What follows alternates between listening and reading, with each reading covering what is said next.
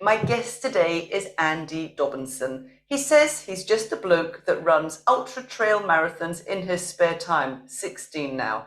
He lives just outside of Glasgow with his awesome wife Nikki, who has been and is his total rock.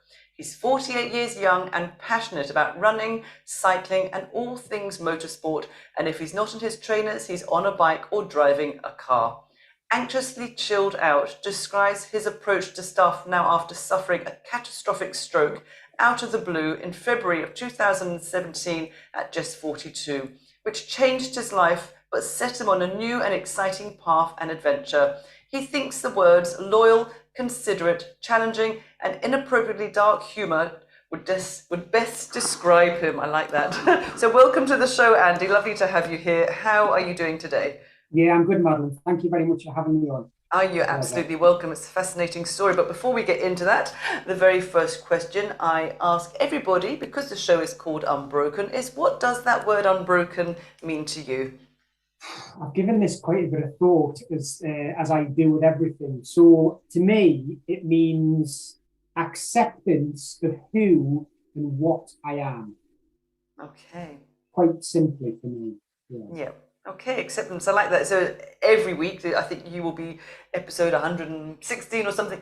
I get a completely different answer, but no one has ever Right. come to saying just accepting all the broken pieces or all the pieces, Yeah. whatever they may be. Good. Yeah. I Yeah. like that one. So, as we mentioned in the bio, you had this catastrophic stroke, which I believe I looked it up was a cryptogenic stroke. Is that how you pronounce it? It was a cryptogenic stroke, which means they have absolutely no idea why it happened. Oof. And it was ischemic, which means it was a big blood clot right Mhm. at the back of my head. But yeah, cryptogenic is we can't tell you why it happened, which is Okay. very odd, very odd. Yeah, and I would imagine a bit disturbing. But before we get into the stroke, what was life like before? I think it's fair to say, well, you still are, but you were obsessed with training, weren't you? Yeah, I was a fanatical and obsessive cyclist. I've got a bit of an obsessive personality, Explain to and people what that means, a obsessive cyclist. so instead of going for a 20-mile ride, I would go for a 24-hour ride. But of course, why not? I would get up on a Saturday and cycle down to Alnwick to see my mother, which was 125-mile there and 125-mile back. I All was a that way 10, for a bap or something. yeah, for a cup of tea. Um, so I raced 24-hour races on road and mountain bike, and I did time trials. I was 10th in Scotland for what's called the bar, which is competitive time trialing. Mhm.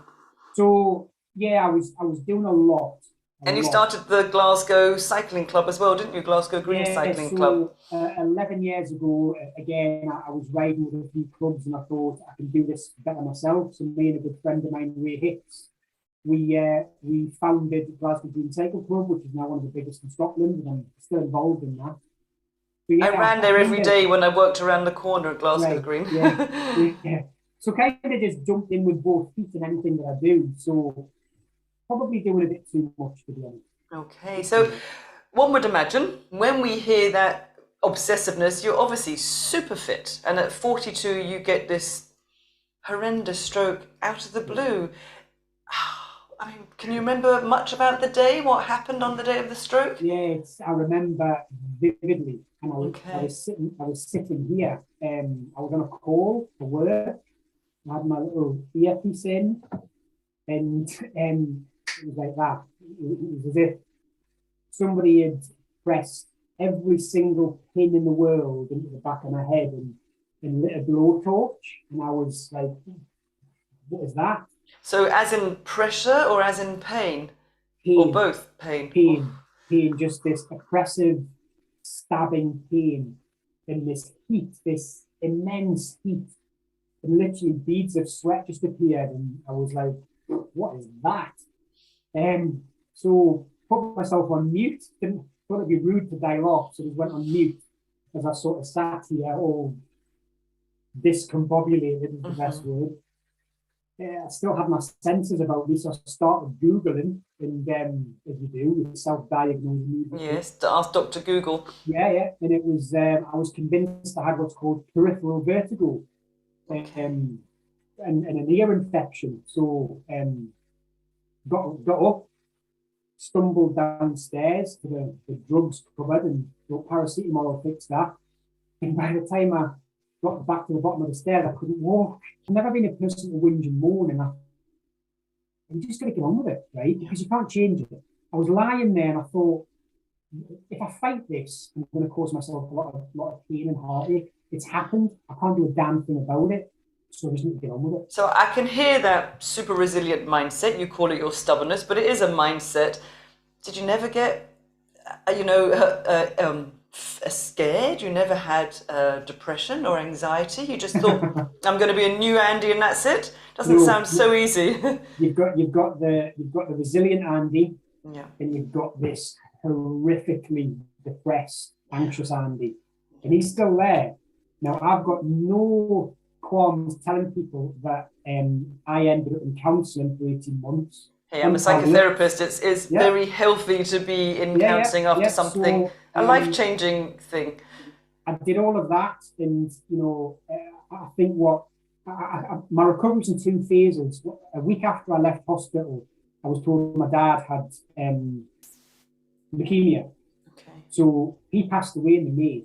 So I had my stroke in February, and I kind of parked my stroke because I needed to be there. And I was able to carry his coffin. The 25th of May, he passed away. But after I buried my dad, it was as if my body went, no, I've had enough. And I crumbled again. And that's when my second phase recovery started, because I had another turn. Yeah. So you did the physical recovery, but the emotional recovery is a different journey, really, isn't it? Because as you say, it was more like an identity issue. Who am I going to be if I'm not this person that I used to be? And that took up so much of your life, didn't it? The club, the fellow cyclists, the competing all round and these huge challenges. Yeah, it's like an identity crisis. I'm quite conscious of how my strokes affected me. Okay. So you have a much better awareness of what's going on in your body, and you maybe had that before, but what I'm hearing now is you listen to your body much more now. Yeah. Which is so important, isn't it? I've got to listen to my head, because I suffer from quite horrific headaches. Okay. I'm going through a phase at the minute where I'm getting crippling headaches. It is what it is. It's like I can't do anything about it. Don't fight it. Try and deal with it. I've got to manage fatigue. If I let myself get into what I call a fatigue hole, I am done. I am absolutely done, and I never let that happen. It's a dark place to get out of. Is there a fear, or do you worry that you'd have another stroke? I don't worry I'm going to have another stroke, because again, I'm doing everything I can not to have one. So if I have one, I have one. I don't. And that might sound quite blasé, but what's the point of worrying about it? And I believe that you were part of a campaign, weren't you, for the Stroke Association, or the face of the CHSS? Yeah. What is the CHSS? Can you tell us a bit about that? Chest, Heart and Stroke Association, Scotland, and then the Stroke Association. I try and support them as much as I can. So there was a campaign at the start of the year where, again, it was just a short film about what happened, where I've been, how I managed it, so they can send that out to anybody that it might help. Because I went through a few classes in the early days and I left because I couldn't deal with it. Because I saw myself as being surrounded by stroke survivors. I just couldn't mentally deal with that. But any stories of recovery do help. Yeah. And they're all different. Yeah. Mine's different to me. I'm not saying mine's right. Mine might be absolutely crazy to somebody, but it might resonate with somebody. You don't all have to do ultra marathons if you're recovering from a stroke. No, it's actually about baby steps, thinking about health over fitness. And having small achievable goals and just doing what makes you happy.